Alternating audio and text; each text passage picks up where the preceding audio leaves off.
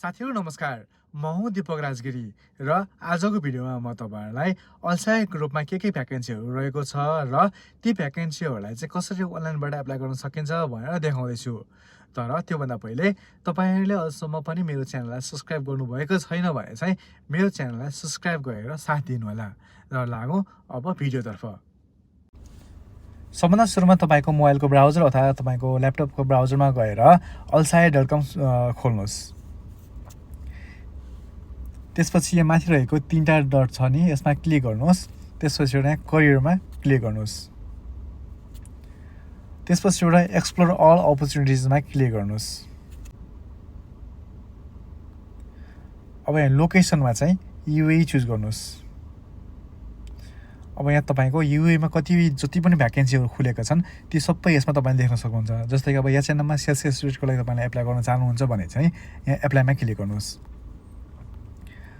अब फेरि अलि तल आउनुस्, तल चाहिँ एप्लाई नाउ भनेको छ, एप्लाई नाउमा क्लिक गर्नुस्।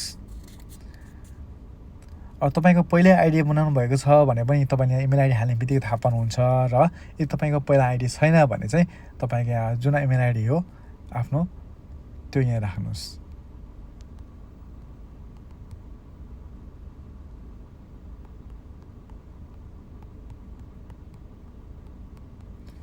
त्यसपछि यहाँ बाई कन्टिन्यूमा क्लिक गर्नुहोस् र नेक्स्टमा फेरि क्लिक गर्नुहोस्।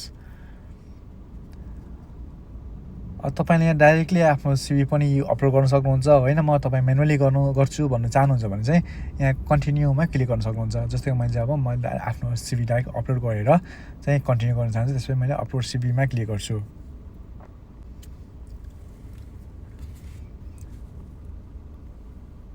यो सिभी अपलोड गरिसकेपछि तपाईले कन्टिन्यूमा क्लिक गर्नुहोस्।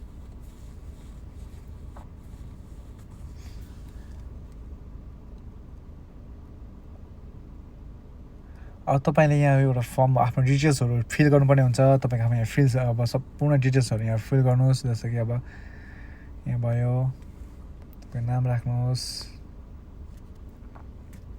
फर्स्ट नेम, लास्ट नेम राख्नुहोस्,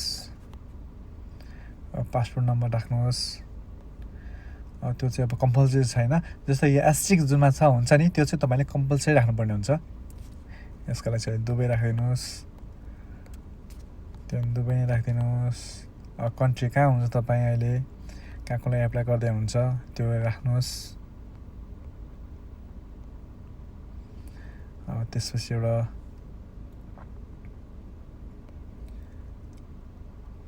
दुबई राख्नुहोस्। अब यहाँ जिप कोडको लागि चाहिँ तपाईले अब कसरी चेक गर्न सक्नुहुन्छ भन्दाखेरि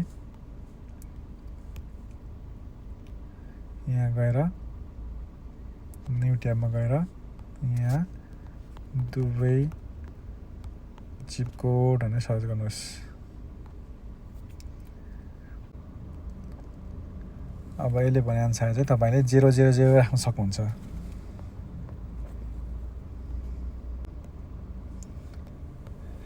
जिप कोडमा चाहिँ 000 राखिदिनुहोस्। त्यसपछि अब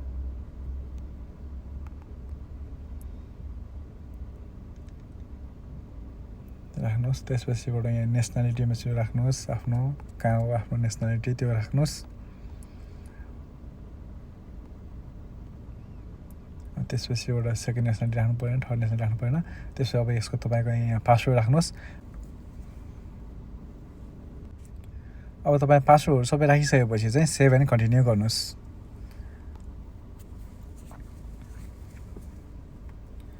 अब यो पेजमा गएर चाहिँ तपाईले यहाँ फर्स्ट अप्सनमा के भनेको छ नि, we would like to collect some additional details from you, please select the appropriate option from below भनेको छ। यसमा तपाईको अब कुन चाहिँ हो त, तपाईँ अब अलरेडी यहाँको स्टाफ हुनुहुन्छ कि अथवा फर्स्ट टाइम एप्लाई गर्दै हुनुहुन्छ कि अथवा पहिला तपाईँ कुन रोलमा काम गर्नुभएको छ छैन भनेर सोधिरहेको हुन्छ। अब तपाईँले कुन मिल्ने छ जहाँमा काम गरेको छैन भने चाहिँ none of above apply to me हो त्यसमा चाहिँ क्लिक गर्नुहोस्। अब अल्सायामा तपाईँ कोही आफ्नो आफन्तहरू छन् भने यसमा गर्नुहोस्, छैन भने नोमा क्लिक गर्नुहोस्। अब यसमा भनेको छ if you require a work visa for this role are you willing to conduct a medical screening भनेर चाहिँ यसमा यस क्लिक गर्नुहोस्। अनि त्यसपछि आफ्नो जेन्डर चुज गर्नुहोस्। अब आफ्नो डेट अफ बर्थ यहाँ राख्नुहोस् र कन्टिन्यूमा क्लिक गर्नुहोस्। अब यो पेजमा आइसकेपछि चाहिँ do you currently have a valid visa अथवा यु रेसिडेन्स भिजा भनेको हुन्छ। तपाईँको अब भिजा अथवा त्यो त अवश्य भइहाल्छ। त्यसमा यस गर्नुहोस्। यस गरेर तपाईँको अब भिजा कहिले सकिँदैछ त्यहाँ डेट राखेर अनि त्यसपछिबाट यो कुन चाहिँ अब तपाईँको लास्टमा चाहिँ इम्प्रुभमेन्ट भिजा हो कि फ्यामिली स्पोन्सर भिजा हो कि अथवा पिजी भिजा हो के राखेर चाहिँ यसमा कन्टिन्यूमा क्लिक गर्नुहोस्। अब यो पेजमा आएर चाहिँ अब तपाईँले यहाँ के सोधेको छ त्यो अनुसार आफूले मिलाएर राख्नु होला। अब फर्स्ट नम्बर भनेको छ do you have any experience of working in retail customer service or sales environment भनेको छ। अवश्य अब तपाईँसँग एक्सपिरियन्स छ भने यस लेख्नुहोस्। त्यसपछिबाट तपाईँले अब tell us little about your experience के छ, कहाँ काम गर्नुभएको छ, तपाईँको रेस्पोन्सिबिलिटीहरू ड्युटिजहरू के छ यसमा लेखिदिनुहोस्।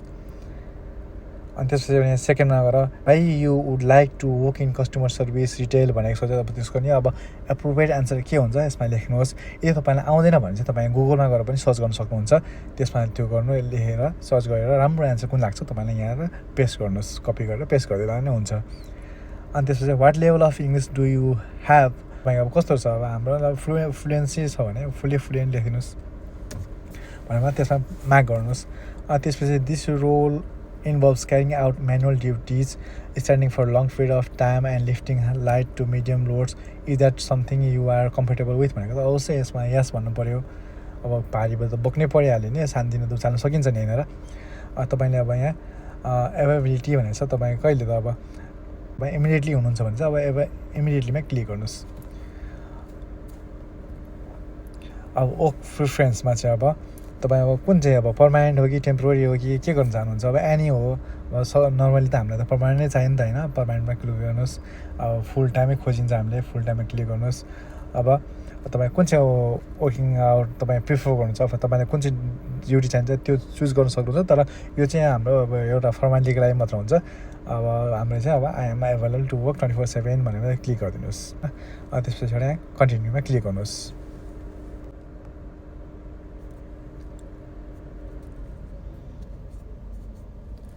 अब त्यसपछि यो पेजमा आइसकेपछि चाहिँ do you have a valid passport भनेको छ। यसमा यस क्लिक गर्नुहोस्।